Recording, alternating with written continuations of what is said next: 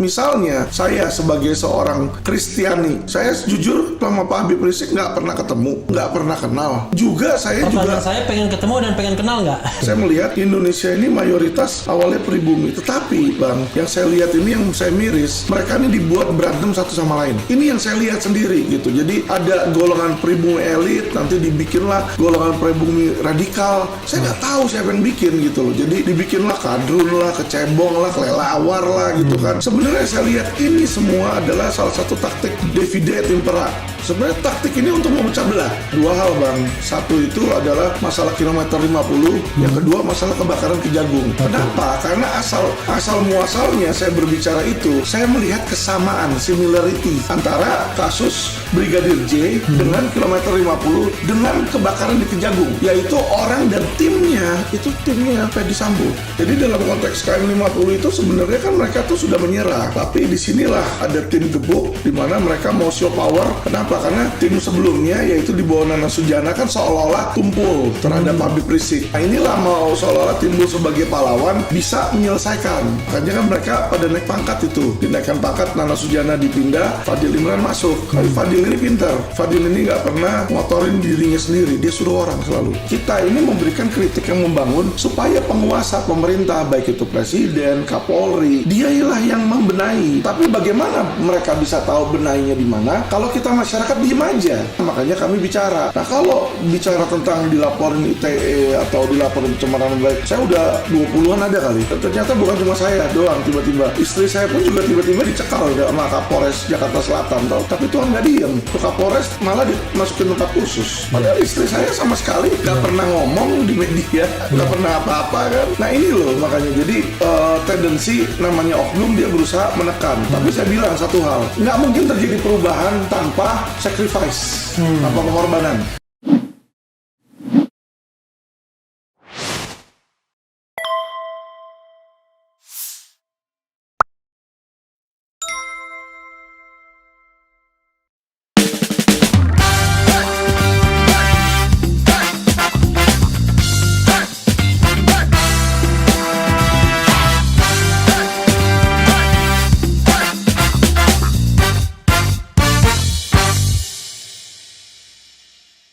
Assalamualaikum warahmatullahi wabarakatuh, Sobat RH sekalian.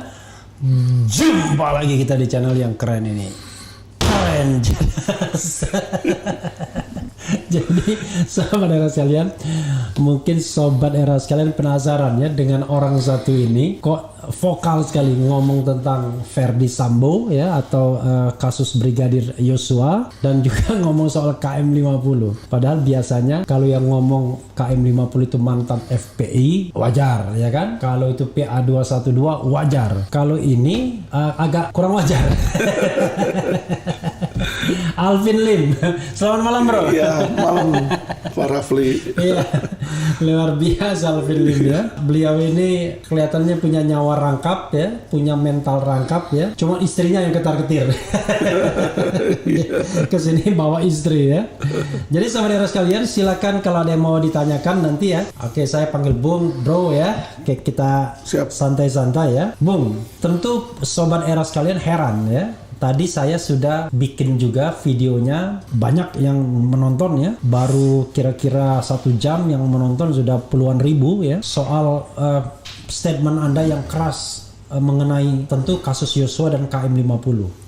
Kasus Yosua dan KM50 dalam perspektif saya ini adalah soal tragedi kemanusiaan ya. Tapi banyak orang yang mendekatinya dari perspektif sara, suku, agama, ras, antar golongan. Di Yosua ini tereliminasi soal perspektif sara, masyarakat kompak. Tapi di KM50 yang korbannya 6 nyawa, seolah-olah kagak ada orang yang peduli, terutama kalau dia dipersepsikan pendukung Presiden Jokowi. Jadi yang ribut itu cuman orang FPI, cuman PA212, orang-orang yang katakanlah disebut kadrun-kadrun kira-kira begitu. Yeah. Nah begitu ada seorang Alvin Lim yang jelas bukan kadrun ngomong soal KM50, orang tentu penasaran. Bro, silakan elaborasi soal dua ini, soal apa yang Anda observasi soal Brigadir Yosua ya, kasus ini, dan apa yang Anda observasi soal KM50. Nanti saudara sekalian pada bagian kedua kita akan ngomong soal judi ya. Betul. Atau soal isu lainnya. Nah kita ngomong ini dulu, cut, istirahat, ngomong yang lain. Silakan bro. Oke, makasih Bang Rafli ya. Rafli. Bang Rafli. Iya. Jadi gini Bang, kalau kita bicara tentang apakah itu kilometer 50 atau Joshua, ini kan kita sebenarnya sedang bicara tentang hukum ya, tentang kasus hukum pidana. Nah, ketika saya menyampaikan setuju tidak setuju saya dan pandangan saya menyampaikan pandangan saya sebagai seorang lawyer, sebagai seorang opini hukum. Nah, sebagai seorang ahli hukum, kita tuh nggak bisa mencampur adukan suku, agama, ras di dalam pemikiran, Pak. Karena yang namanya hukum itu, ya kan, ada yang namanya equality before the law. Di dalam equality before the law, kalau kita berasas balik dari Yunani, itu kan lambangnya Dewi Justitia. Itu dia pakai timbangan, dia pakai pedang, dan dia pakai tutup mata. Kenapa tutup mata? Jadi dia nggak tahu siapa yang diadili, gitu loh. Nah sekarang kalau misalnya saya sebagai seorang Kristiani, ya kan, saya jujur sama Pak Habib Rizik nggak pernah ketemu, nggak pernah kenal. Juga saya Pertanyaan saya pengen ketemu dan pengen kenal nggak? Nggak masalah kita. Nambah teman tuh nggak ada salahnya Bang. Musuh satu terlalu banyak Bang. Tapi kalau teman 1000 masih kurang gitu kan. Jadi nggak pernah kenal. Saya juga bukan saudara. Nggak pernah ada hubungan bisnis atau apapun. Tetapi kenapa saya melihat ini menarik ya kan? Karena gini loh, saya miris melihat di mana ini negara sebenarnya kan mayoritas orang Indonesia, orang pribumi lah istilahnya. Kalau sedangkan saya orang bilang keturunan, dia bilang Cina lah atau di mana dari nenek moyang saya kan. Tapi Anda walaupun kan saya lahir di Indonesia. Ya, itu yang paling penting. Kalau Anda lahir di Indonesia, warga negara sejak kelahiran, itu termasuk orang Indonesia asli. Betul. Saya maksud saya ini dari nenek moyangnya nih ya kan. Saya melihat Indonesia ini mayoritas awalnya pribumi, tetapi Bang, yang saya lihat ini yang saya miris, mereka ini dibuat berantem satu sama lain. Ini yang saya lihat sendiri gitu. Jadi ada golongan pribumi elit, nanti dibikinlah golongan pribumi radikal. Saya nggak tahu siapa yang bikin gitu loh. Jadi dibikinlah kadrun lah, kecebong lah, kelelawar lah gitu kan. Sebenarnya saya lihat ini semua adalah salah satu taktik divide et impera. Sebenarnya taktik ini untuk memecah belah. Kamu faksi sana, saya faksi sini loh. Nah hal inilah yang saya lihat ya membuat perpecahan, sehingga ketika seseorang dijolimi ya kan, tidak ada rasa simpati di situ untuk secara hukum dituntaskan. Karena dia melihat antipati, biarin aja yang itu mah nggak usah, biarin. Padahal kalau kita bicara, ada yang mengucapkan selamat tuh. Kenapa? Ada yang mengucapkan selamat, ngirim papan bunga, karangan bunga ke Polda Metro Jaya karena sudah dalam tanda kutip menembak 6 orang itu. Itu kan zalim sekali rasanya. Betul Bang. Jadi saya nggak melihat seperti itu. Jadi kita hidup di Indonesia, bahkan saya 10 tahun di Amerika pun saya minoritas juga di sana. Ya kan, jadi kita sudah merasakan. Dari tahun berapa bro di Amerika? Di Amerika dari tahun 95 sampai 2005 saya. 95 sampai 2005. Ya kan minoritas juga, sering juga di sana kalau kita ke yang daerah ekstrim kayak Texas, daerah East gitu kan. Sama mereka juga ngatain kita. Kalau kayak orang hitamnya Niger lah, kalau orang Cinanya Cing lah gitu kan. Ya kita udah biasa aja karena kita melihat orang yang seperti itu tuh belum dewasa Bang. Secara mental. Nah makanya ketika selama ini orang nggak pernah menanyakan saya karena saya bukan public figure. Saya memulai LQ. Ketika saya mulai LQ, disitulah kita harus. LQ itu law firm yang bersangkutan ya? Law firm saya. Jadi LQ itu legal quotient. Jadi kita harus cerdas secara hukum. Nah cerdas secara hukum berarti kita melihat, memandang sesuatu, nggak bisa kita masukin unsur sara di situ. Dimulailah makanya kita law firm kami ya kan, kami nggak memandang itu sara, mau itu Muslim, mau itu Buddha, mau itu Kristen, diintimidasi sama oknum, kita pasti akan lawan, kita akan bela. Nah hal yang sama kita melihat loh, ini apa nih kilometer 50? Mereka bilang selama ini LQ nggak bicara, nggak juga, kita setahun ini sudah berbicara, cuma selama ini karena kita baru, kita nggak terkenal Mas. Jadi karena kita nggak terkenal, orang belum tahu. Jangan berubah Mas, Bang aja. Iya Bang. Masih muda soalnya mukanya. Lalu kemudian sekarang lebih banyak ngomong begitu ada Brigadir Joshua, kemudian ngomong juga KM 50. Apa yang bro lihat dalam KM 50 ini yang dalam perspektif hukum kok seperti mengoyak-oyak keadilan? Apa yang dilihat?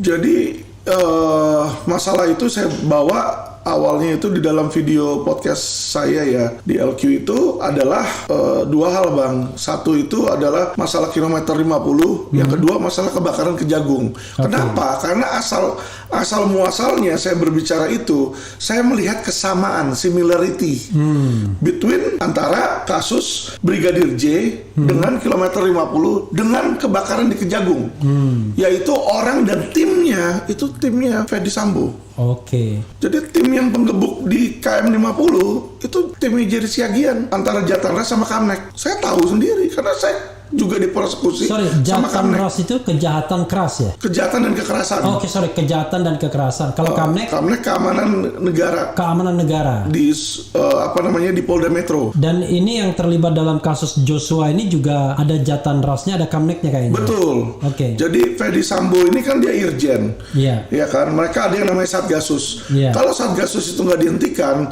nanti itu ketuanya pasti bakalan si Jerry Siagian ini. Yang Wadir ini yang kena rekayasa. Iya, Wadir Reskrimum yang baru aja dicopot jabatannya. Betul, karena kenapa? Beliau itu memiliki karakter yang sama kayak Fedy, yaitu tegas, kejam.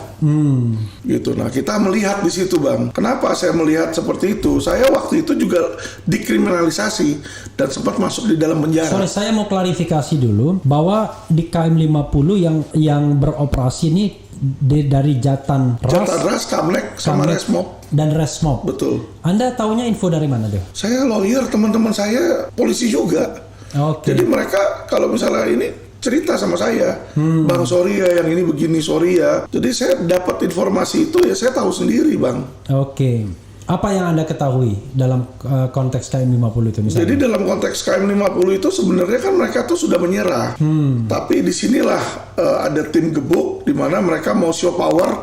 Kenapa? Karena tim sebelumnya yaitu di bawah Nana Sujana kan seolah-olah tumpul terhadap Habib Rizik. Iya. Nah inilah mau seolah-olah timbul sebagai pahlawan bisa menyelesaikan. Makanya kan mereka pada naik pangkat itu. Dinaikkan pangkat, Nana Sujana dipindah, Fadil Imran masuk. Tapi Fadil ini pintar. Fadil ini nggak pernah ngotorin dirinya sendiri. Dia suruh orang selalu.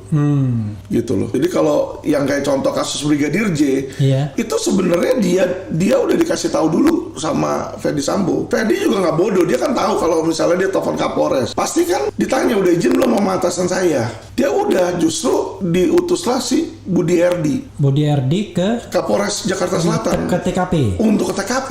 Yang mengutus? Ya pasti sepengetahuan, seperizinan Kapolda lah. Oh itu maksudnya. Itu common sense ya. Nah, makanya Kapolda nggak datang langsung. Itu bukan informasi tapi common sense-nya ya. Oh informasi ini tadi saya ada teman saya juga yang ditelepon sama Budi Herdi. Oke. Budi Herdi ini komplain, dia bilang dia tuh jadi tumbal karena kenapa? Karena dia merasa si Kapolda ini pintar gitu loh. Suruh dia yang jalan, makanya dia kena. Di situ. Nah, terus sehingga ya si Kapolresnya ini kan akhirnya dicopot kan karena dia yang tim yang jalan. Hari ini dicopot ya. TR-nya kemarin ya. Tapi diberitakannya hari ini. Iya, itu dia. Dicopot, dimasukkan semua ke Yanma, pelayanan markas. Itu orang nggak ada kerjaan semua di situ. Jadi kita lihat ya logika aja lah anak SD lah. Kalau Kapolres atasannya siapa kita tahu. Direktur Wadir, ini direktur diperiksa Adi ya kan. Wadirnya udah kena. Nah Wadir 3 kasubditnya juga udah kena ya. Tapi kan? Dirnya juga diperiksa kalau nggak salah ya. Kenapa? Dirnya juga diperiksa nih hari ini kan? Dirnya diperiksa juga kan hari Engki karena itu kan atas desakan massa kan.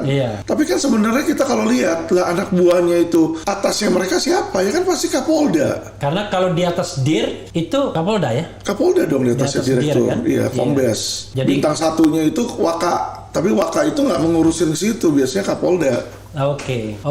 Jadi, bro, apalagi yang ingin bro sampaikan? Terus di kilometer 50 itu kita lihat, ya kan, ketika itu terjadi terus dibilang ini ada penyelewengan gini, Bang, izin simpelnya aja. Ada perbedaan antara polisi sama militer dan ada perbedaan antara penanganan sipil dan penanganan perang terhadap Pak Habib Rizik ini dia itu saat itu belum tersangka loh. Iya. Baru panggilan loh saksi untuk jadi TSK. Saksi, iya. Iya kan. Baru mau diperiksa sebagai saksi. Iya, next sidik saksi biasanya 1x24 jam naiklah TSK lah, kita tahu lah. Cuma kan maksudnya secara resmi status TSK itu belum ada. Belum ada. Jadi semestinya upaya paksa itu seharusnya belum bisa dilakukan, tapi ini dia sudah dibuntuti terlebih dahulu kan di situ. Jadi ini kita udah lihat. Pasti deh, kita sebagai orang hukum, ya, saya cuma melihat satu hal. Kalau proses formilnya salah, materialnya pasti ngawur. Iya. Proses formil itu hukum acara, Bang. Iya. Jadi kalau polisi ini kan ada yang namanya KUHP, Kitab Undang Hukum Acara Pidana, hukum formil.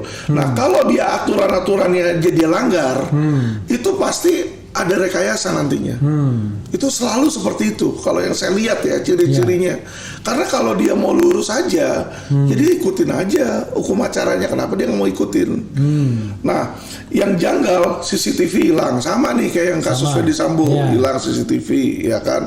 Terus penyensoran juga sama, jangan banyak bicara tentang ini itu. Nah, terus orangnya pun ketika dibilang tembak menembak sama awalnya. Iya, jadi dibilang seolah-olah bela diri di situ. Karena kenapa dia mau bilang supaya ini tuh alasan pemaafnya ada, itu alasan pembenar.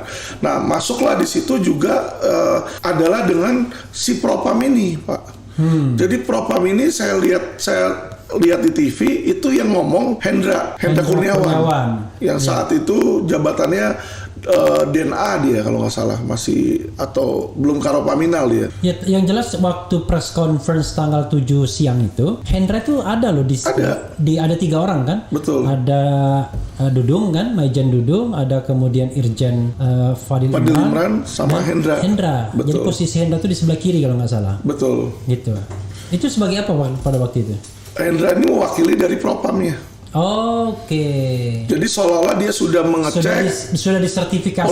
Polisi ini benar, sudah sesuai prosedur. Sudah disertifikasi lah. Ya. Nah, jadi hal yang sama ini kita lihat signature-nya, kesamaan ini yang saya bilang tadi di awal, similarity ini. Jadi kalau kita ngomong logika, Bang, ya kan, mau logika hukum, ya kan, sama apa yang dilibatkan forensik. Forensik kalau kita tahu yang pertama aja bisa dipalsukan atau bisa ada penyelewengan. Lah gimana tentang yang kedua dan ketiga? Ya, itu satu hal, ya kan. Terus kita lihat kejanggalan yang dilakukan Fedy Sambo ini bukan cuma terhadap kilometer 50, tapi juga terhadap kebakaran di Kejagung, ya kan. Nah, inilah menyatakan seseorang kalau apalagi polisi dia berani melawan hukum, itu berarti karakternya, integritasnya itu kita patut pertanyakan. Nah, yang namanya integritas itu nggak mungkin sekali, Bang. Jadi kalau memang dia integritasnya bobrok, ya kan, bibitnya dia buruk, nanti dia berbuah. Buah busuknya itu bukan cuma satu, pasti ada banyak. Itu loh maksud saya. Jadi kalau kita udah tahu karakternya itu kait mengait ya. Nggak mau dia sendirian gitu kan? Nggak bisa, Bang. Kalau integritas itu beda. Integritas itu kalau cara orang berpikir, misalnya dia berpikir it's okay for me to accept bribe, ya kan? Ya sekali dia terima, nanti dia akan terima lagi kedua, 3, 4, 5 kali. Tapi kalau dari awal dia bilang no, ini terlarang, ini tidak akan, sekali dia nggak lakukan, kedua, 3 juga nggak akan lakukan. Kita talking about habit, integritas dan behavior soalnya di sini. Bro, ada satu hal yang menurut saya agak berbeda dari sisi pemerintah ya soal KM 50 dan Brigadir Joshua ini. Dalam Brigadir Joshua, pemerintah agak aktif, bahkan sangat aktif. 4 kali Presiden Jokowi mengatakan dibuka, jangan ada yang ditutupi. Walaupun bahasanya dia bilang saya pesan ya. Saya kritik itu, mestinya perintah dong, masa pesan. Dan pesan itu betul-betul dijalankan oleh Mahfud MD sebagai Menko Polhukam. Bahkan Mahfud hadir di podcast berapa kali saya lihat ya, dan sangat vokal sekali ngomong soal ini. Tapi saya tidak melihat itu di KM 50. Kalau Bro sendiri gimana melihatnya? Jadi saya lihat unsur kasus ini adalah berdasarkan unsur berita, Bang. Unsur berita adalah seberapa bisa viralnya sebuah berita, tergantung subjeknya dan objeknya. Jadi kalau kita bicara subjek Brigadir J, yang dimana subjeknya sebenarnya bukan Brigadir J-nya, Fedy Sambo. Karena terjadinya di rumah Fedy Sambo, Bang. Ya kan? Sedangkan yang ini adalah seorang pengawal, ya kan? Tapi kan ada Habib Rizik di situ. Ada Habib Rizik di situ. Nah, tapi kalau kita lihat Habib Rizik ini, sudah dicemari namanya dengan pemikiran orang adalah Kanan. Seolah-olah as a bad guy. Iya, Bukan cuma kanan, the bad guy. Bad guy, ya. Jadi gini, jujur ya, saya nggak kenal beliau. Iya. Tapi kalau saya cuma melihat beliau dari apa yang saya baca, sorry ya, saya akan berpikir dia orang jahat. Kalau dari apa yang saya baca aja loh. Karena yang saya baca itu semua isinya jelek, Bang. Di Babe itu saya lihat kan dia bilang dia mau buka khilafah lah, dia nggak mau ikutin perintah lah, dia datang dibilang, jadi dijelek-jelekin di situ. Media framingnya begitu ya. Sedangkan selama ini yang terjadi dengan kepolisian kan, kita tahu polisi banyak mafia, tetapi seolah-olah ini adalah angel. Sehingga ketika ini jatuh, orang kaget. Value-nya beda. Kalau ini karena memang udah di label buruk, ya biar sama dari aja. Polisi dan juga ini mohon maaf ya, dengan penegak hukum yang lainnya, kenapa pejabat-pejabatnya itu ketika pensiun selalu dapat reward? Padahal saya menganggap bahwa sejak reformasi belum ada pimpinan hukum kita yang berhasil membersihkan mafia itu ya. Ini mohon maaf ya, baik dari kejaksaan maupun dari kepolisian. Tapi pemimpin-pemimpinnya selalu dapat reward. Paling kecil komisaris BUMN atau duta besar. Padahal menurut saya belum berhasil mereka menghilangkan budaya mafia itu ya. Gimana bro? Silakan. Jadi memang kalau saya lihat ya, kalau kita mau ngomong jujur nih, jujur belak-belakan, emangnya presiden nggak tahu kejahatan-kejahatan yang ada. Kalau saya aja bisa tahu bandar judi siapa, bandar prostitusi siapa, bandar mafia tanah siapa, beliau juga pasti tahu karena intel beliau lebih banyak. Tapi pertanyaannya kenapa selama ini didiamkan loh? Karena dia juga tahu itu menjadi ladang bagi para oknum aparat penegak hukum, gitu loh. Jadi akhirnya tutup mata dia. Tutup mata, Bang. Tutup mata. Daripada nanti mereka tagih uang APBN, ya lebih baik sudahlah cari uang sendiri.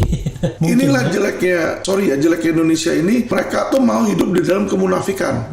Dan orang-orang yang pada diem adalah orang-orang yang merasa dirinya nyaman. Jadi maksudnya gini loh, ya udahlah, biarinlah orang mau misalnya kena judi gitu, jadi korban judi, ya kan? Ya salah dia sendiri lah, saya nggak rugi ini. Terus kalau misalnya ada polisi nyogok, nyuap, ya nggak apa-apa, saya bukan saya ini kok yang kena jadi korban. Nah itulah terjadi pembiaran. Karena kenapa? Golongan-golongan yang punya uang, yang nyaman itu, dia bisa nyogok. Jadi dia bisa beli hukum. Jadi dia nggak merasakan. Jangan-jangan mereka mikirin jadi bisa korban. Malaikat juga, jangan-jangan. Yang terjadi memang seperti itu. Dia merasanya seperti itu.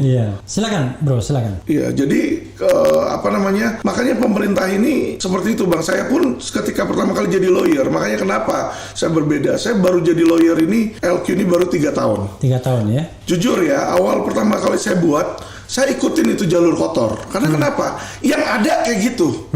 Yang namanya saya jadi lawyer, pasti saya ngikutin senior. Ya kan?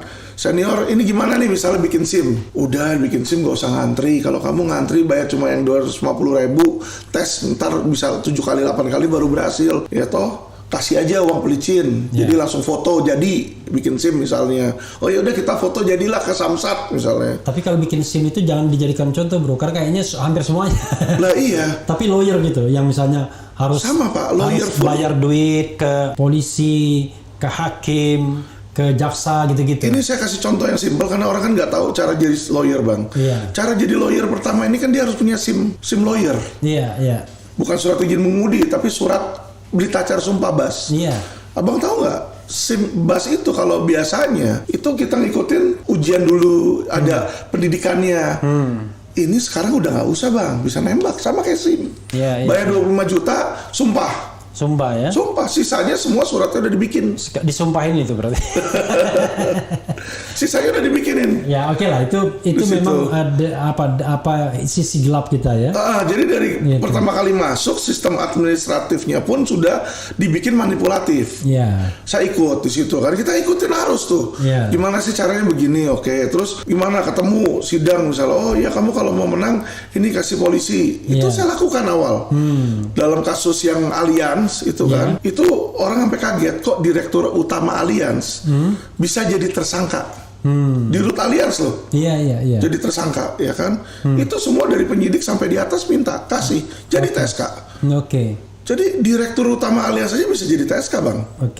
Ya ini hal yang jamak diketahui publik. Betul. Tapi memang publik tidak pernah berani ngomong karena selalu kalau ngomong adalah pencemaran nama baik. Sekarang kalau pencemaran nama baik lumayan, itu cuma 4 tahun dan itu delik aduan. Tapi sekarang nggak lagi.